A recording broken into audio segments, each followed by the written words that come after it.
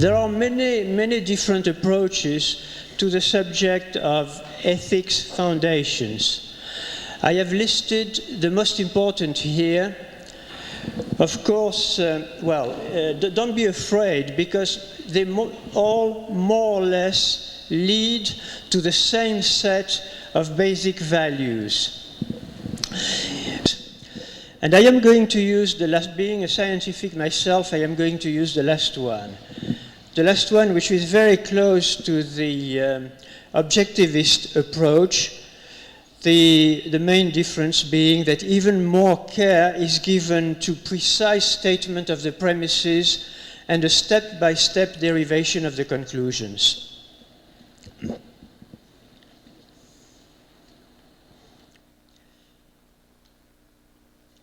So the basic premise of our approach is about the maintenance of life. All functions of all living organisms have but one objective: to maintain the life of the organism.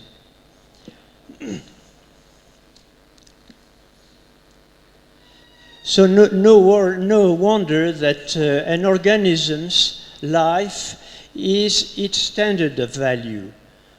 That which furthers its life is the good, and that which threatens the life is the evil.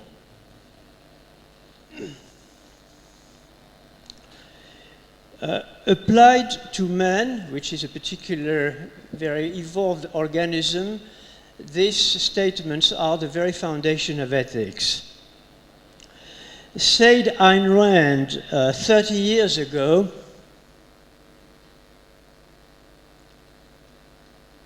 I let you read it.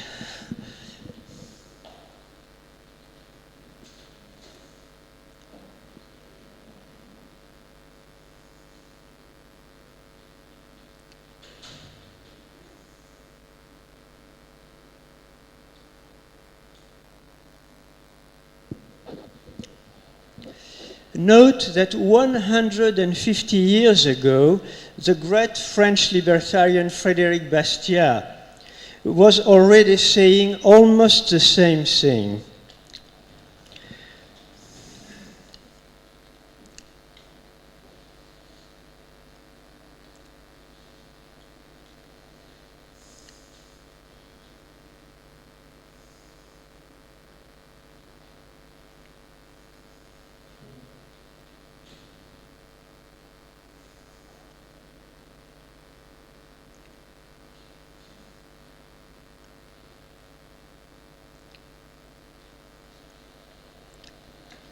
Well, it is interesting to note that Ayn Rand was a pure atheist, while from the very first sentence here, Frédéric Bastiat is making a reference to God.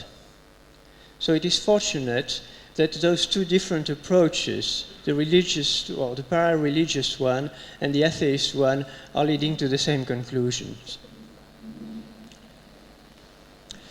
So any living organism must react to external signals, get food, and propagate through various actions. In plants and in inferior organisms, those actions are purely automatic, like the temperature control in your apartment. And let me buzzer you a few minutes with a feedback control loop, because it's going to serve our purpose later on. So this is a drawing, a symbolic drawing of a control loop.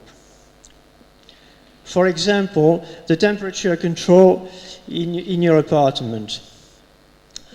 What is a controller? You are setting a variable. For example, you want to set the temperature of your room at a certain point, okay, and you have an instrument, a thermometer, that reads the actual temperature in your room.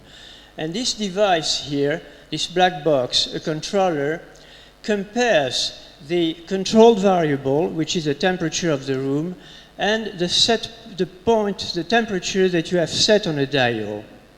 And if there is a difference between the two, a signal is sent and amplified, and actions, an actuator here, most likely in this case, perhaps a martyr who is going to open more the door, or to open a valve to admit more fuel into your furnace.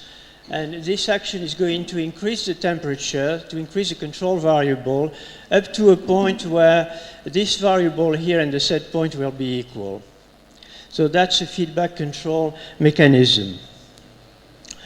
Now, in animals, those actions are instinctive.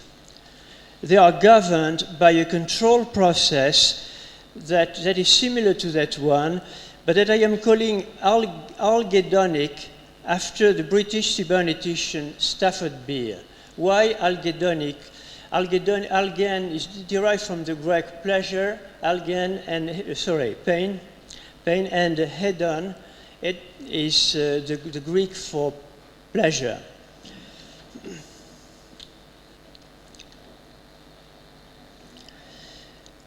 So we have a loop here that would apply to animals.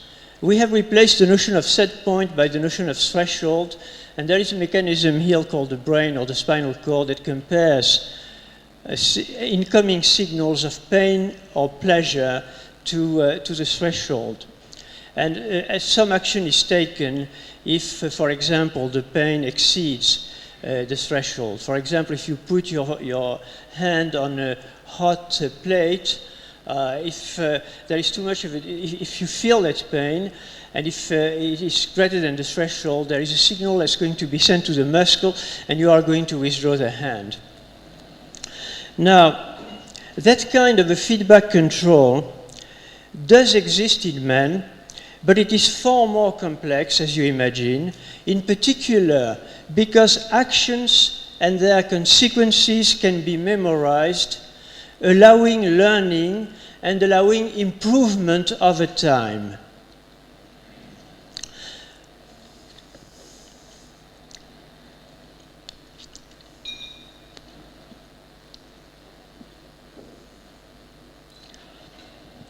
Let us lean on that slide for a minute. It shows that man has a brain, it's not always obvious, allowing him to analyze all his perceptions and feelings, to initiate actions, to remember the outcome of the actions, here, memory, and to analyze these outcomes and to draw conclusions on how to improve on them. This is the attribute of man called reason. Now, man being conscious of what he is doing, the notion of pain as a signal in the previous slide that we saw extends here to the notion of suffering, psychic as well as physical suffering, and similarly, the notion of pleasure extends to that of satisfaction, happiness, fulfillment. To avoid suffering and to look for fulfillment, a man must make efforts to produce goods that he will consume, exchange, or save. And the more he will make efforts, the more he will use his reason, the better the results. Now, let us examine what are the conditions for that kind of elaborate feedback control to work properly. But for it to work properly, the human being, first of all, must be free to try. If he's not free to try, he's not going to learn. So we have the first attribute here, freedom. Now, he must assume the consequences of his acts. Clearly, the learning process is going to work only if man is left assuming the consequences of his acts. And that is called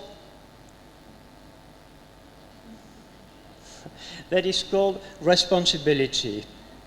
Responsibility is the art of assuming the consequences of one's act. He should be able to compare his results with those of other people and accept them to be different and draw rational conclusion from it, which means that he should avoid envy. If someone is more successful than you, the thing to do is not to hope that next time the other guy is going to be less successful, is to draw a lesson to be more successful oneself. He should get the results of his efforts, clearly, for this loop to work, and not be stolen from the fruit of his efforts by other people. And he should be free to use them as he pleases. And in particular, he should be free to exchange them without constraints. And so this idea here, this attribute, is of course the attribute of property.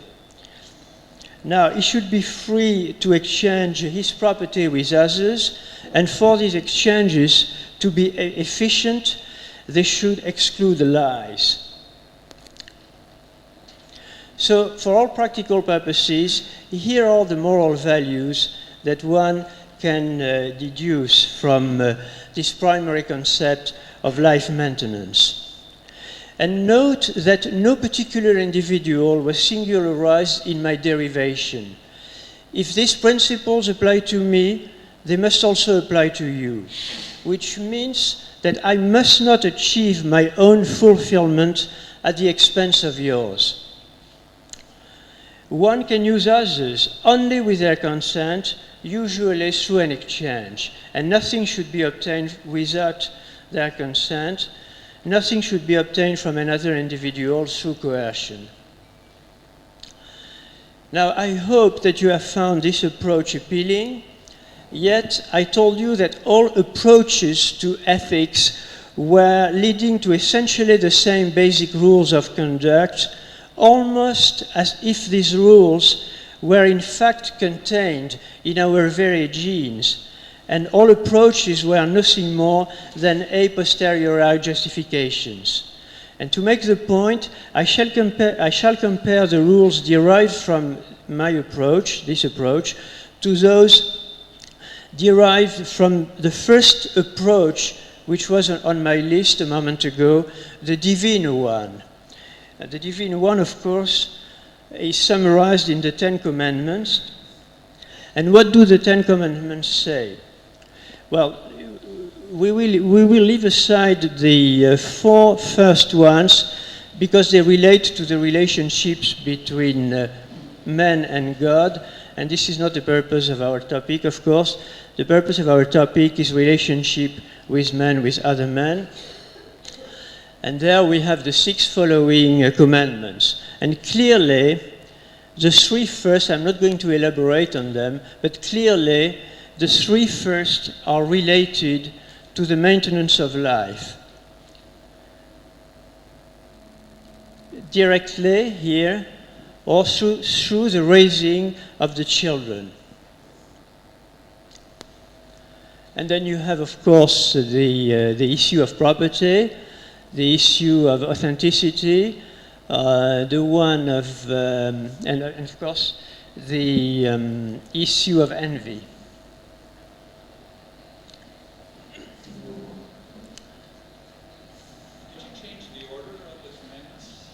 No, no. Okay. Okay, show me your Bible.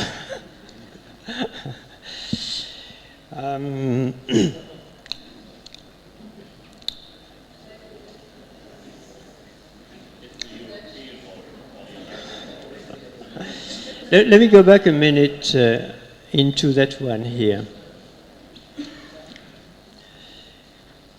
Well, now that we are armed with universally accepted moral values, we are in a position to evaluate the different politico-economic systems from the standpoint of their relationship to those values. On this slide here, I would like to emphasize 2 of the rules of conduct because they are also identified as rights, human rights, freedom and property. And to characterize the different politico-economic system, I am going to use these two criteria here of respect of rights, basically of freedom, and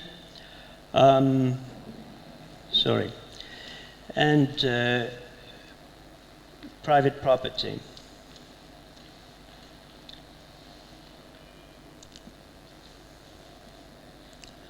So here is a classification of the politico-economic systems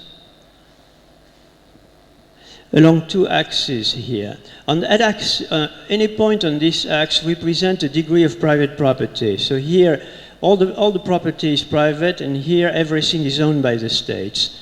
Similarly, on that scale here, you have the amount of rights detained by the individuals. Here, the individual have all the rights, and governments have no purpose than protecting the individual rights, while here, of course, the state has all the rights, and any rights that you can have are granted by the state. So if you use that scale here, you find that you can divide the politico-economic system into four types, yes.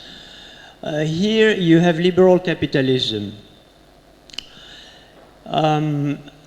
It's important to distinguish capitalism and liberal capitalism because fascism accepts private property, but in fascism the state has all the rights and you have about none. So capitalism, in my talk, obviously, whenever I use the concept of capitalism, I am referring to liberal capitalism, and I urge you not to forget that for the rest of the talk. But there exists a non-liberal capitalism again.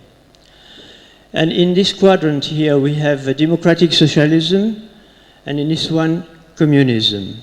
Now, where do we stand in Western Europe? We stand somewhere around here, which is not very good.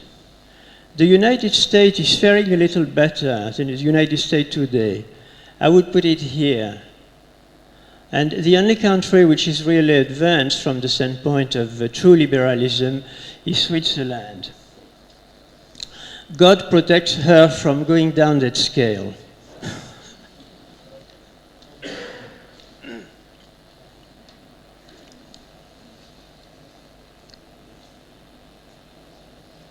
Well, from this slide, I don't think that you can find on this slide.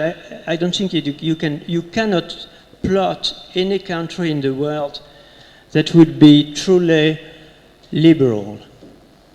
That would be here. We almost got that once in the history of humanity. It almost existed in the United States for a century when state and federal governments did not yet dare to violate the Declaration of Independence, which I remind for you here, at least the essential paragraph.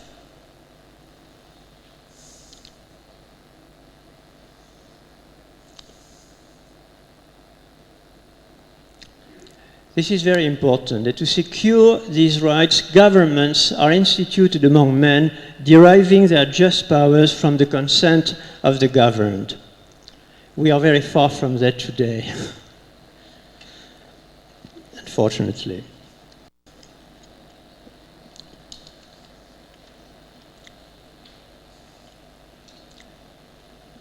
Now, liberal capitalism is nothing more than a practical application of the virtues that I have just described. In such a system, fulfillment is possible for whoever makes efforts, uses his reason, exchanges freely, and associates himself freely with others, in particular to designate a government whose sole purpose is to enforce the protection of individual rights. In all other systems, a central power dominates and spoliates to some extent the individual. This is why Ayn Rand could say that truly liberal capitalism was the only moral system that had ever existed. And in the next part of our talk, we are going to illustrate the main characteristic of liberal capitalism. For the sake of simplicity, I shall use, as I say, the word capitalism as a short for liberal capitalism.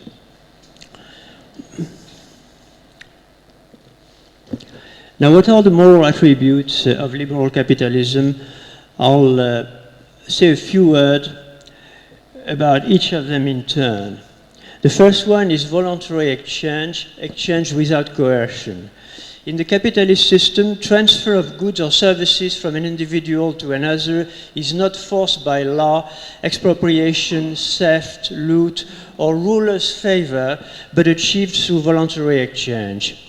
Contrary to ancient kings or warlords, contrary to modern dictators, and even to our government representatives, an enterprise obtains nothing by force. It serves people.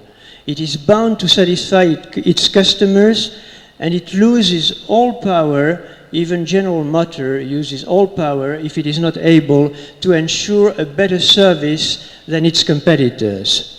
And the biggest corporation in the world loses all power and influence as soon as it loses its customer. Now, the next attribute is a just reward of effort and reason. The one who produces and exchanges earns what he has. He doesn't give nor take what is not earned. He does not expect to be paid for his good faith, his tears, or a passive expression of his needs, but for what he has accomplished. This has been perhaps best expressed by Hank Rearden during his trial in Atlas Shrugged, the novel by Ayn Rand. I work for nothing but my own profit, which I make by selling a product they need to men who are willing and able to buy it. I do not produce it for their benefit at the expense of mine, and they do not buy it for my benefit at the expense of theirs. I do not sacrifice my interest to them, nor do they sacrifice theirs to me. We deal as equals by mutual consent to mutual advantage, and I am proud of every penny that I have earned in this manner. I am rich, and I am proud of every penny I own. I made my money by my own effort, in free exchange, and through the voluntary consent of every man I dealt with. The voluntary consent of those who employed me when I started, the voluntary consent of those who work for me now, the voluntary consent of those who buy my product. I shall answer all the questions you are afraid to ask me openly. Do I wish to pay my workers more than their services are worth to me? I do not. Do I wish to sell my product for less than my customers are willing to pay me? I do not. Do I wish to sell it at a loss or give it away? I do not. If this is evil, do whatever you please about me, according to whatever standards you hold. These are mine. I am earning my own living, as every honest man must. I refuse to accept as guilt the fact of my own existence and the fact that I must work in order to support it. I refuse to accept as guilt the fact that I am able to do it and do it well. I refuse to accept as guilt the fact that I am able to do it better than most people, the fact that my work is of greater value than the work of my neighbors, and that more men are willing to pay me. I refuse to apologize for my ability. I refuse to apologize for my success. I refuse to apologize for my money.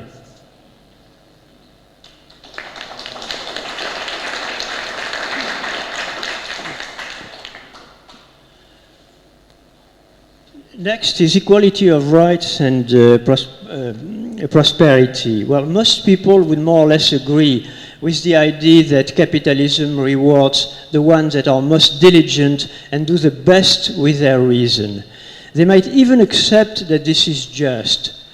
Yet, what they find unjust is the resulting inequalities, because they feel people are not equally gifted at birth and should therefore help out the ones that are less gifted. What can be answered to that? This is a difficult point, really. Well, first, contrary to all other systems, capitalism does not accept the only unjust inequality in front of the law. It has completely eliminated slavery, caste, nobility, privileges. Conversely, would it not be unfair to reward equally the lazy one and the one who is trying hard, the one who acts thoughtlessly and the one who thinks? Besides, it is precisely that reward to effort and reason that makes this algedonic control that I spoke about a moment ago so efficient. And in a market economy, the wealth of the rich is not the cause of the poverty of the poor. The wealth of the rich makes the poor richer, not poorer. The rich provides capital and tools necessary to increase the production of the poor and the value of its work. And such is the story of technical progress and the extraordinary prosperity brought along by capitalism at all levels. All arguments in favor of redistribution of revenues assume implicitly that such a redistribution would not affect the average wealth. This assumption is contrary to every bit of existing experience. Forced equalization, and equalization can be obtained only by force, would immediately generate a dramatic fall of production, as the Soviets have bitterly experienced. And finally, capitalism induces solidarity. It maximizes the incentives for people to look for mutually profitable exchanges and voluntary associations with other people. In the long run, because it develops the feeling of mutual dependence, it fosters the only solidarity that has any moral value, the voluntary one. A self-fulfillment. In the capitalist system, everyone is free to choose the work he prefers, to specialize in it, and to go as far to its success as his will and talents allow. Such success is determined by the objective value of one's work for others.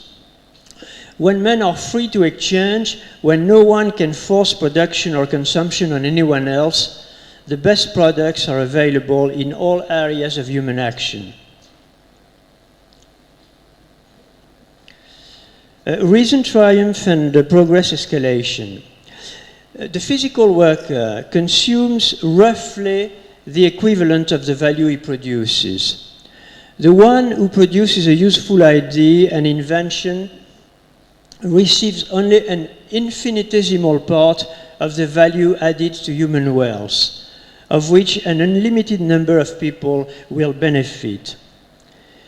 Now, why is that a tribute to capitalism? Because in this system, creation is free, and there is always someone available to put an idea to work using his own money or credit if necessary. In a controlled economy, on the other hand, creation disturbs, and the means necessary to materialize individual ideas are usually not available.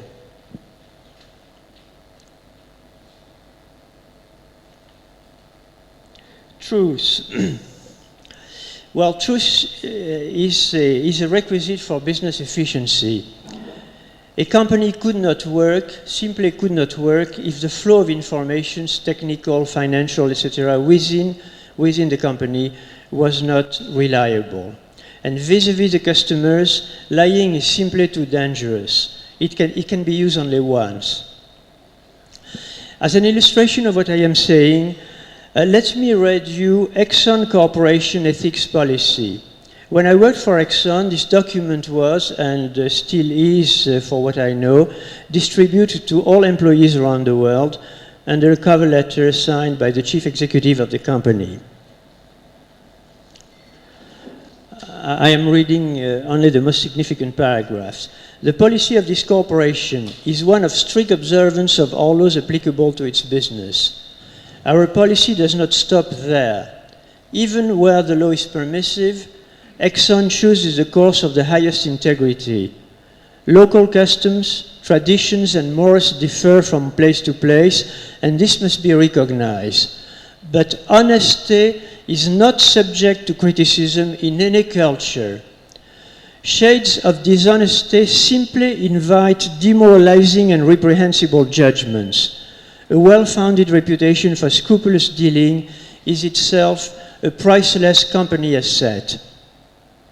An overly ambitious employee might have the mistaken idea that we do not care how results are obtained as long as he gets results. We do care how we get results. We expect compliance with our standard of integrity throughout the organization. We will not tolerate an employee who achieves results at the cost of violation of laws or unscrupulous dealing. By the same token, we will support, and we expect you to support, an employee who passes up an opportunity or advantage which can only be secured at the sacrifice of principle. Equally important, we expect candor from managers at all levels and compliance with accounting rules and controls. We don't want liars for managers, whether they are lying in a mistaken effort to protect us or to make themselves look good.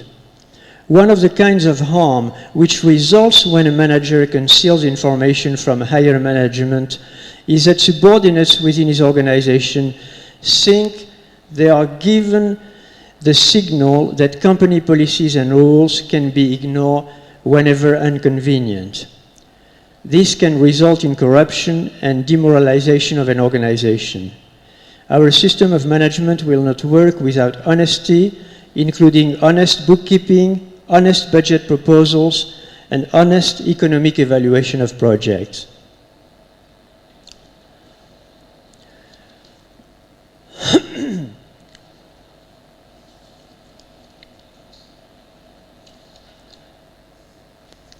This is the last one piece. Well,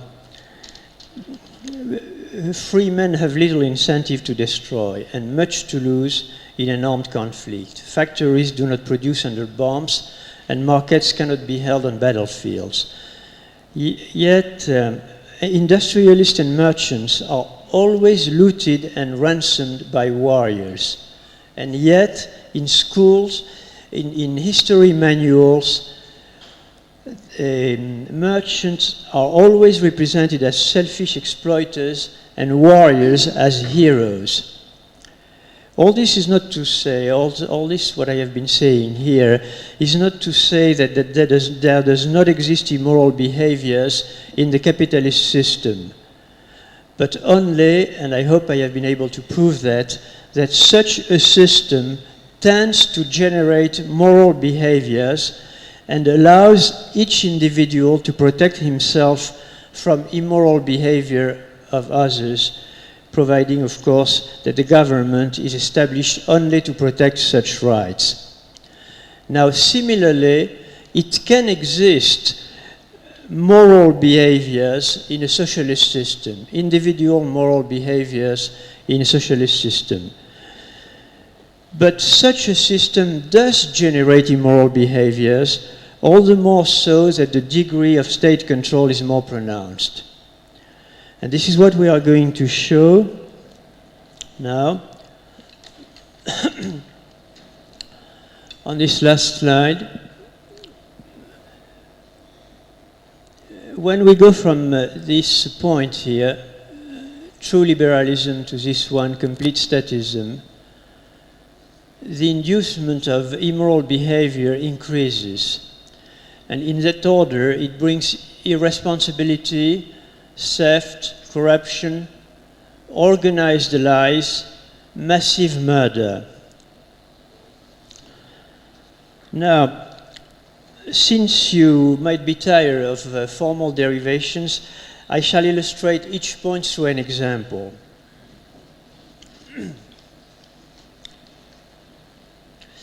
Irresponsibility. I'm going to take a few of my examples in France. A few years ago, a law was enacted in France to help relieve poor, over-indebted people. And in each area of the country, a commission was created in order to examine incoming files for over-indebted people. And there were about 6,000 to 10,000 a month. Now, an impressive percentage of the files have been filled by people who, up to then, were able to respect their commitments. So perhaps 1/3 of the files were filled by people who, up to then, had been able to respect their commitments. So that is a perfect example of a law inducing irresponsibility in the people. Theft. Theft, as a most common example, of course, is the creation of money without counterparts by the states, generating inflation. And this, of course, amounts to steal money from every citizen. It's too obvious for me to elaborate more on this. Corruption.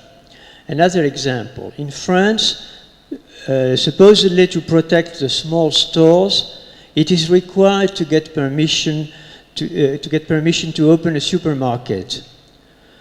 Permission is granted by a local state-controlled commission. And such a scheme invites corruption.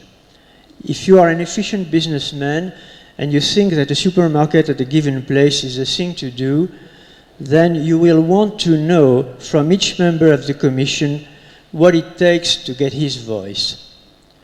It is rare, but that happens, that it takes a mere amount of money to buy him. But more often, you watch some form of benign, mild extortion. For example, a mayor who is asking you to make a parking in front of the city hall. Organized lies. Well, every totalitarian government announces glorious achievements for the years to come.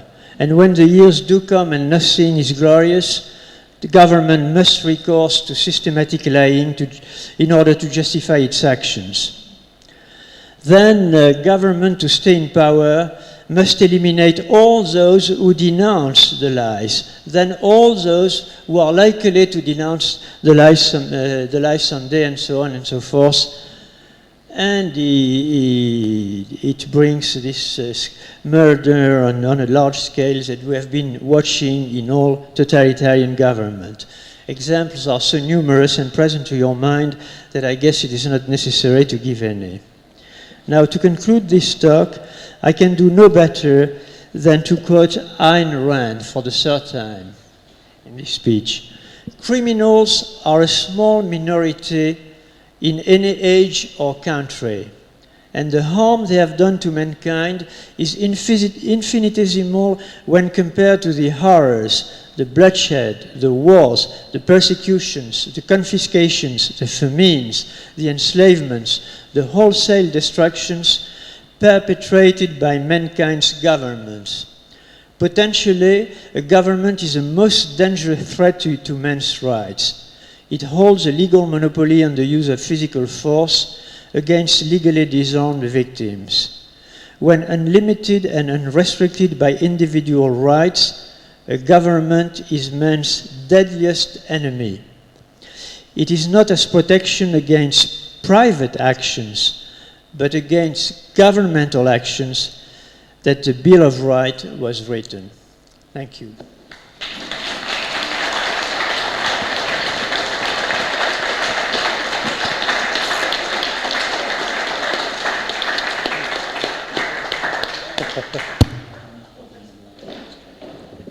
Oh, good.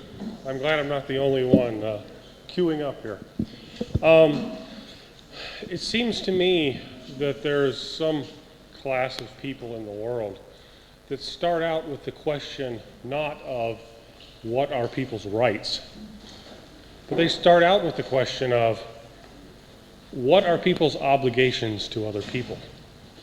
It seems to me that those people, those philosophies, do not generally lead to the conclusions that you said all the different bases of ethics lead to.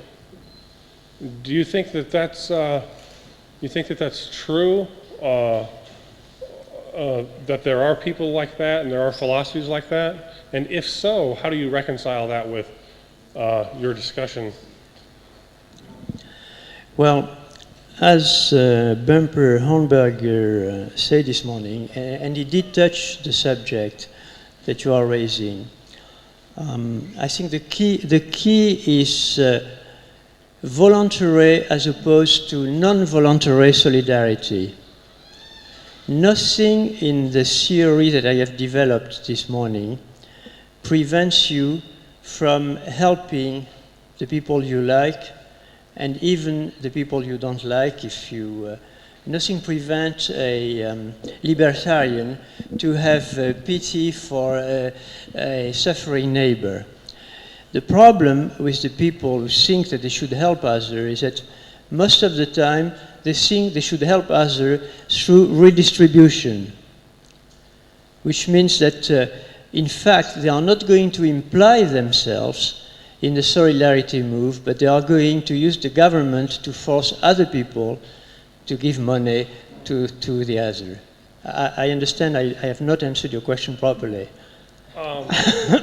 My point was, it seems that usually people that start out with that question, what are people's obligations, rather than what are people's rights, they tend to come to the conclusion that initiating force is okay. I'm not,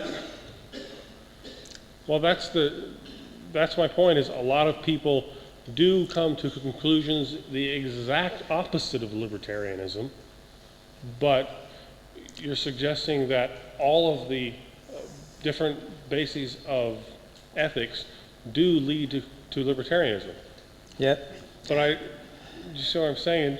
Lots of people don't obviously come to the conclusion of libertarianism.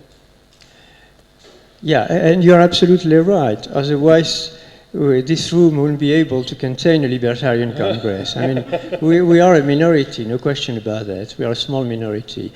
Now, if I'm trying to be practical to answer your question, what can we do about that?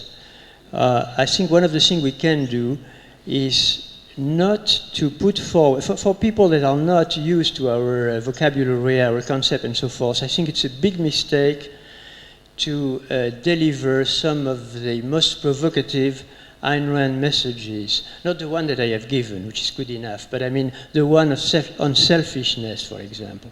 I think that it is useful for libertarians to show that they care about people, but that they care on an individual basis. And this is a mistake that we do most of the time. In fact, we insist on the fact that, and it was okay because it was among us, but this is precisely what Hornberger did this morning. He said, I don't care if someone is poor or miserable, I don't know. Oh no, that's not what he said. I don't care. I give to anyone the right not to care. That's what he said. Well, this is good between us, but I think we should avoid the message of selfishness.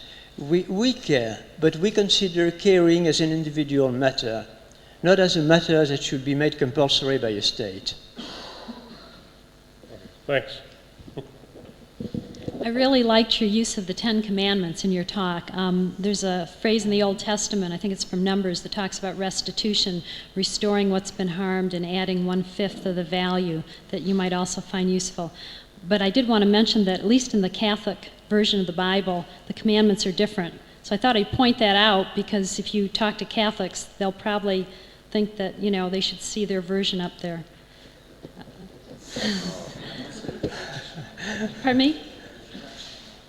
Reduction? Well, no. The command in the I went to Catholic school for 11 years, so I can rattle them off, but the first three are the ones for God in the Catholic version. Fourth is honor thy father and thy mother. Fifth is thou shalt not kill. 6 is thou shalt not commit adultery.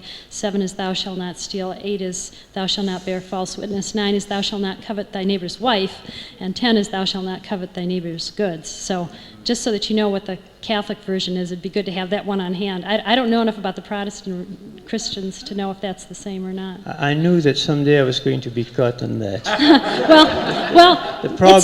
Here it's good because you can take your message to Christians and not get caught on it. The problem is that I have screened a number of Bibles, Catholic as well as Protestants, and in most cases the commandments are not numbered. And it is very difficult, it's a tough task really, to make 10 out of the few sentences that are supposed to be the 10 Commandments. It's not like in the film of Cecil B. DeMille about the 10 Commandments, where they are all well listed in number in big stone. In the Bible, at 2 places in the Bible are the 10 Commandments listed, and they are not listed in exactly the same words in the Exodus and in the other part, which is, okay. Exactly. So, what happened in reality is that my first attempt at this talk was made in France, in French, and I used a Catholic Bible. But then, in order to be sure that I was translating properly, not my translation, but what God said actually to Maurice in English, I called a Jewish friend in London. Mm-hmm. Oh, gee. And I asked her to read me the 10 Commandments as they were written in her Bible. Uh-huh. So there is a problem here that you are pointing. Well, that's the Catholic version. Okay. If you talk to Catholics, that's the one to use. Thank you for your comment. I want to make 2 comments on the previous 2 comments, and then I'll have my own comment. On the first comment, I recall somebody having written, and I think it may have been in an ISIL publication that says, we believe in privatizing charity, and I really liked that expression. The second comment regarding the commandments, I'm, among other things, a lifelong student of the Bible. And apparently what happens is between the Catholic and the Protestant versions, or the Catholic on the one hand and the Jewish and Protestant on the other hand, is that the Catholic version excludes commandments against graven images, because of course Catholic churches are full of graven images. So that's why what they did was they excluded that commandment, and then they split the last one into 2, so they come out with 10. Okay, my own comment concerns the problem that I see emerging constantly in publications that I receive from Hungary. And that is the problem of unjustly acquired property and what to do about it. We libertarians, of course, believe in property rights and so forth, and we don't believe in redistribution and so on. But what do you do with property that has been acquired through the coercive process of the Communist Party? And to go back and look at the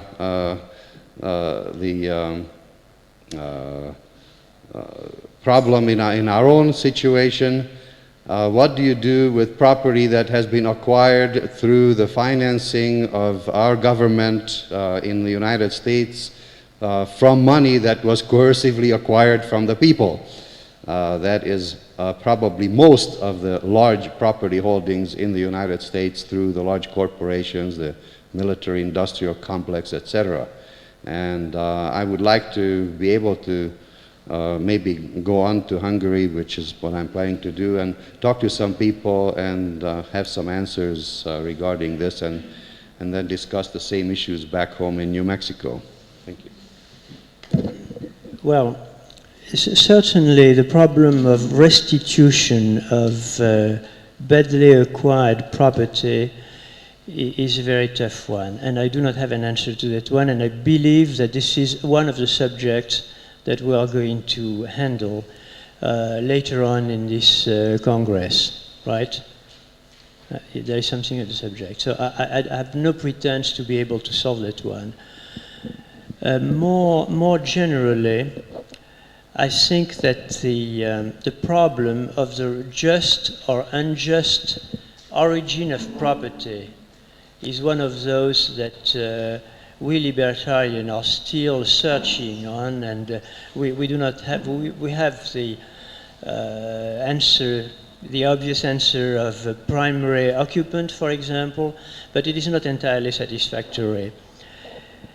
So this is certainly one of the few problems that we have not yet completely resolved, and I wish we do someday, because what I find myself fascinating in libertarianism and worth fighting for it is the intellectual, the logical coherence of all aspects of the libertarian movement theory.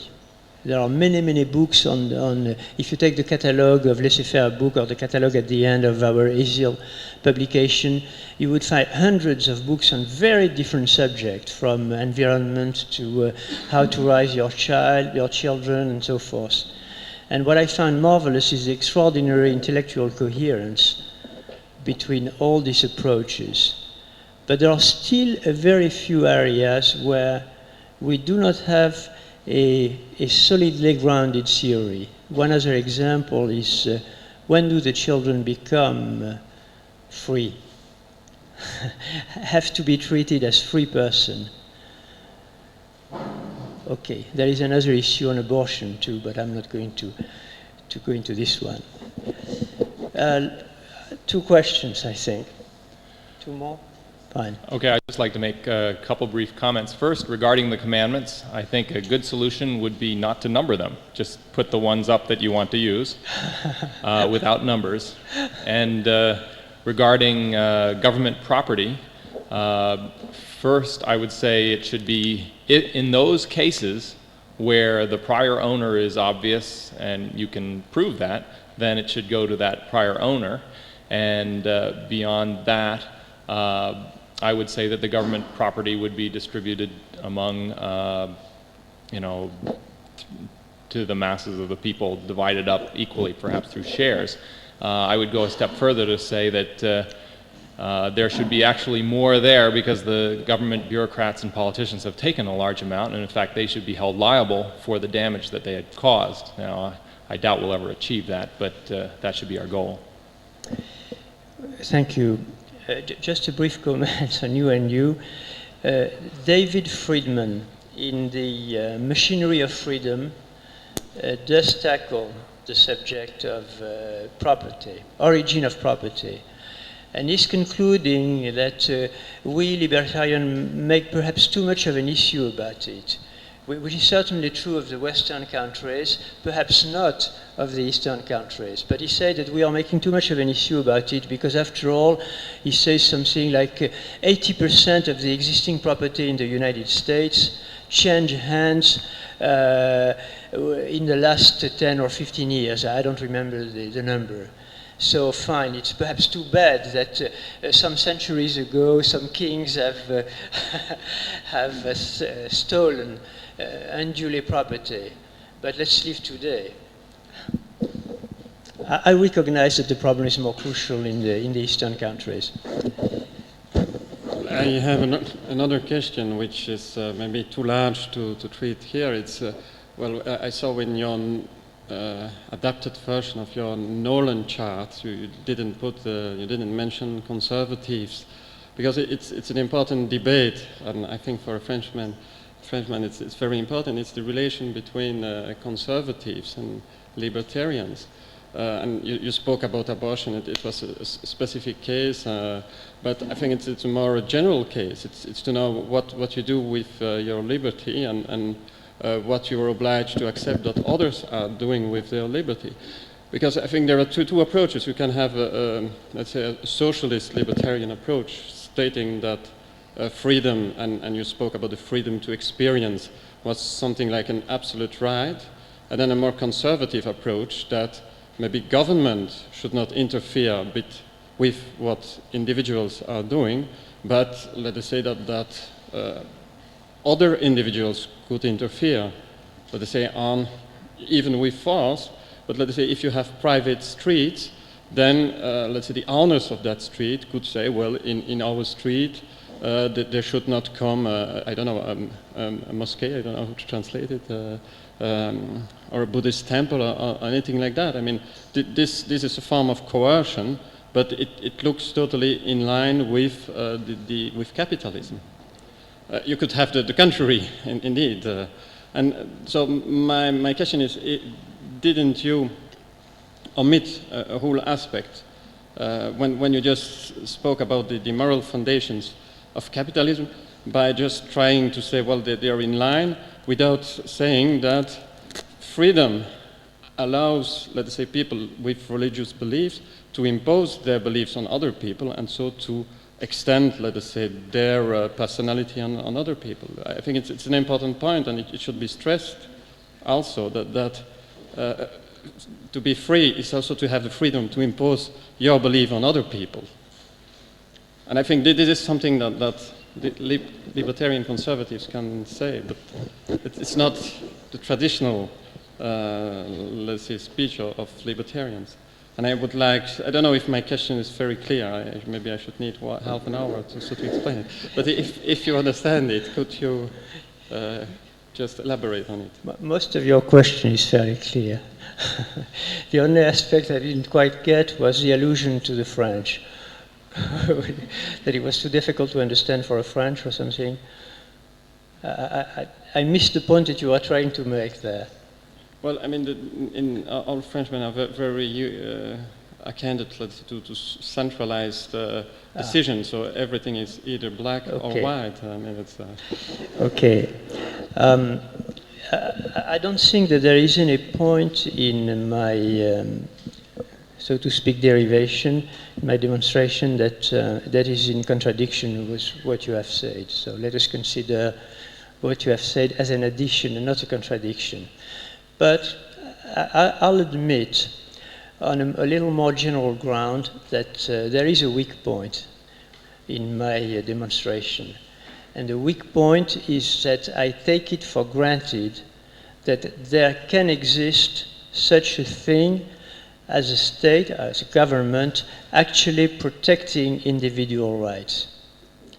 And this is a subject of eternal, at least unfinished debate between a part of the libertarian movement, like Murray Rothbard, for example, and another part, like Ayn Rand. Ayn Rand thought that it was impossible to live without some form of a government, and she was hoping that it was possible to devise a government committed only to protecting individual rights, while some other libertarian, like Rothbard and probably David Friedman, consider that there is no chance at all of ever getting such a government. So they devise schemes to avoid it. And for my money, those schemes are not much more realistic than the one that they are trying to combat. But this is too wide a discussion for going on the subject. So thank you for your attention.